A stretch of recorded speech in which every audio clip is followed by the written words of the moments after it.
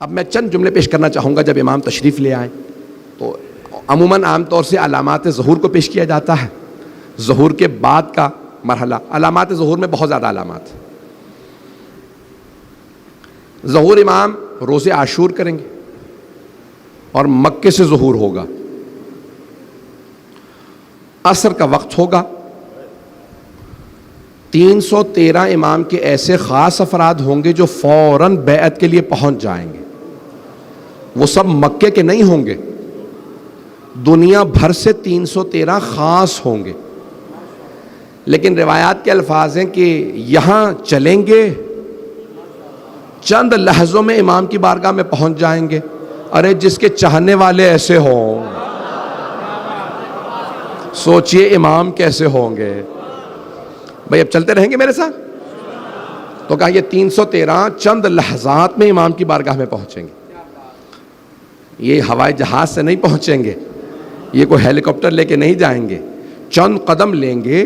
اسے کہا جاتا ہے طی الارض، کہ ان کی زمین جو ہے ان کے لیے سکڑ جائے گی.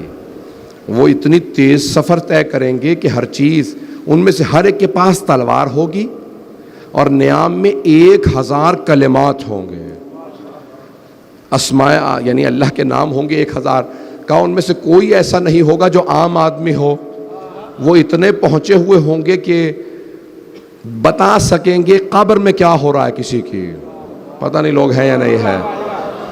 ایسے افراد ہیں جو قبر کا حال دیکھ کے بتا دیتے ہیں باہر سے اس میں رحمت نازل ہو رہی ہے یا عذاب. لوگ امام سے متعلق شک کرتے ہیں، ارے امام کے تو خادم ایسے ہوں گے، امام کچھ اور ہیں. بات پہنچ رہی ہے میری؟ سنیں گے نا حضرات؟ تو کہا 1000 کلمات ہوں گے ان کی تلوار میں. یہ 313 دنیا بھر سے ہوں گے. سب سے زیادہ قوم مقدس سے ہوں گے. کتنے؟ 38 سب سے زیادہ قوم سے. اس کے علاوہ پوری دنیا سے ہوں گے. اور نام بھی اور بتایا بھی کون کون سے علاقوں سے کتنے کتنے ہوں گے. چھٹے امام نے ہر شہر کا نام بتایا کہ اس شہر سے اتنے، اس شہر سے اتنے.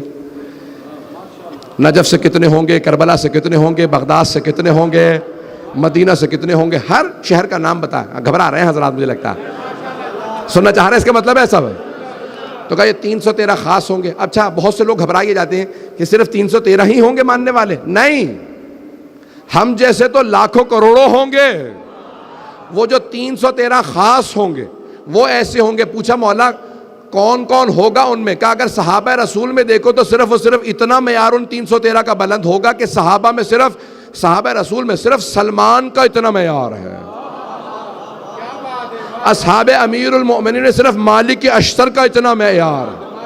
پتہ نہیں لوگ ہیں یا نہیں ہیں، گھبرا کے سن رہے ہیں. اور 313 ایسے ہوں گے. کہا مولا کیسے ہوں گے؟ کہا حبیب جیسے 313 ہوں گے. کہا 313 خاص ہوں گے. ان میں 50 خواتین ہوں گی. یہ روایت علامہ محمد باقر مجلسی نے لکھی ہے کہ ان 313 میں بھی 50 خواتین ہوں گی. اس لیے ہماری بہنوں کو کبھی نا امید نہیں ہونا چاہیے کہ ان خاص میں جو خاص ہوں گے. عام تو بہت زیادہ ہوں گے. ظہور سے پہلے 1/3 جنگوں میں مارے جائیں گے، 1/3 بیماریوں میں، 1/3 باقی رہ جائیں گے. 2/3 لوگ مر جائیں گے، 1/3 باقی رہیں گے. تو کسی نے پوچھا مولا، چھٹے امام سے پوچھا، رسول خدا کی حدیث ہے اہل سنت کی کتابوں میں کہ دنیا کی آبادی 7 عدد ہوگی. یہ نہیں بتایا 7 لاکھ 7 کروڑ 7 ارب. اس وقت 7.5 ارب ہے. تو پیغمبر نے کہا 7 عدد آبادی ہوگی. 5 ہر 7 میں سے 5 مر جائیں گے ظہور سے پہلے. پیغمبر نے کہا میرے بیٹے مہدی کے ظہور سے پہلے 5 مر جائیں گے. آدھے بیماریوں میں، آدھے جنگ میں. گھبرا تو نہیں رہے؟ مجھے خاموشی سے کچھ نہیں ہوتا، بس بات پہنچتی رہے.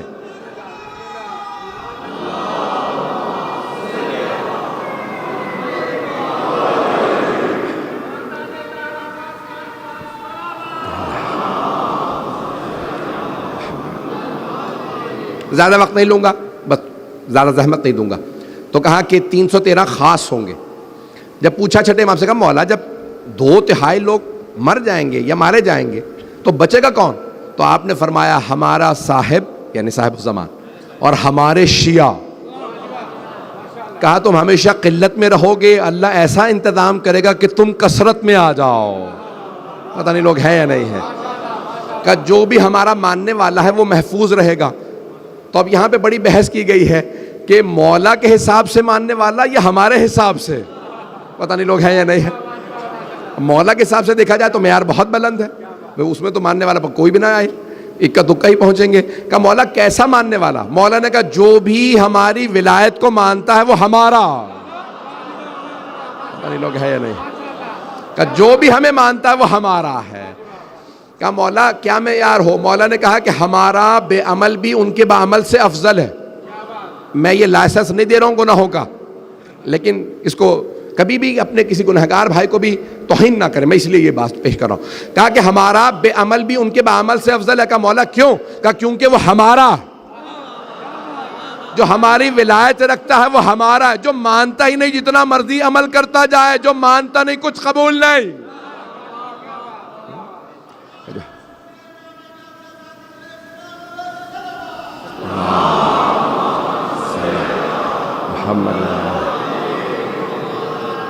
بس میں اختتام کر رہا ہوں، سن لیں گے انشاءاللہ۔ تو امام ظہور کریں گے پہلے مکے سے اور پھر مدینہ جائیں گے، وقت نہیں ہے، یہ خود کتابوں کے موضوعات ہیں مفصل۔ مدینہ تشریف لائیں گے، مدینہ میں روضہ رسول کی تعمیر کریں گے اور جناب سیدہ کے مزار کی تعمیر کریں گے۔ اس زمانے میں جب امام نے کہا تھا تو تصور بھی نہیں تھا کہ جناب سیدہ کا روضہ ڈھا دیا جائے گا۔ پھر پوچھا مولا مدینے سے کہاں جائیں گے؟ کہ مدینے سے سب سے پہلے کربلا تشریف لائیں گے، سب سے پہلے کربلا۔ عاشورے پہ ظہور کریں گے تو شاید 40 کے دن ہوں، چہلم کے ایام ہوں جب مولا کربلا آئیں گے۔ کہ جب کربلا تشریف لائیں گے تو کیا حال ہوگا؟ کہ وہاں بے انتہا زائرین ہوں گے، اعلان ہو چکا ہوگا، سب جانتے ہوں گے 12ویں امام آ چکے۔ کہ زائرین کی بڑی کثرت ہوگی جب 12ویں امام ظہور کریں گے۔ کہ لیکن جب ظہور کرنے کے بعد حرم جائیں گے تو ایسی کشش ہوگی حرم میں اور امام زمانہ میں کہ امام کے لیے خود بخود راستہ بنتا جائے گا، یعنی لوگ راستہ دیتے چلے جائیں گے۔ کہ ایک مرتبہ صاحب الزمان جب حرم میں جائیں گے تو دروازے کھلے ہوئے ہوں گے، یہاں تک ہے کہ جب ذریعہ مقدس پہ آئیں گے تو امام کے لیے ذریعہ مقدس کا دروازہ کھل جائے گا، 12ویں امام کے لیے ذری کا دروازہ کھل جائے گا، آپ ذری کے اندر جائیں گے۔ اگر دیکھ سکے تو سب میری طرف دیکھیے گا، یہ بہت بڑے ایک عالم کے حضرت ثانی کے وکیل کے جملے، وہ کہتے ہیں کہ جب امام زمانہ حرم کے اندر جائیں گے ذری کے دروازے کھلیں گے، امام زمانہ ذری کے اندر چلے جائیں۔ جب ذری کے اندر جائیں گے تو سب امام کو دیکھ رہے ہوں گے اور اونچی اونچی رو رہے ہوں گے۔ امام ایک مرتبہ اپنے دونوں ہاتھ اعجاز سے، معجزے سے قبر مطہر کے اندر ڈال دیں گے۔ کس کی؟ سید الشہداء کی۔ دونوں ہاتھ قبر مطہر میں ڈالیں گے۔ جب دونوں ہاتھ قبر کے اندر ڈالیں گے تو ایک چھوٹا سا لاشا اٹھائیں گے، ایک چھوٹا سا لاشا اٹھائیں گے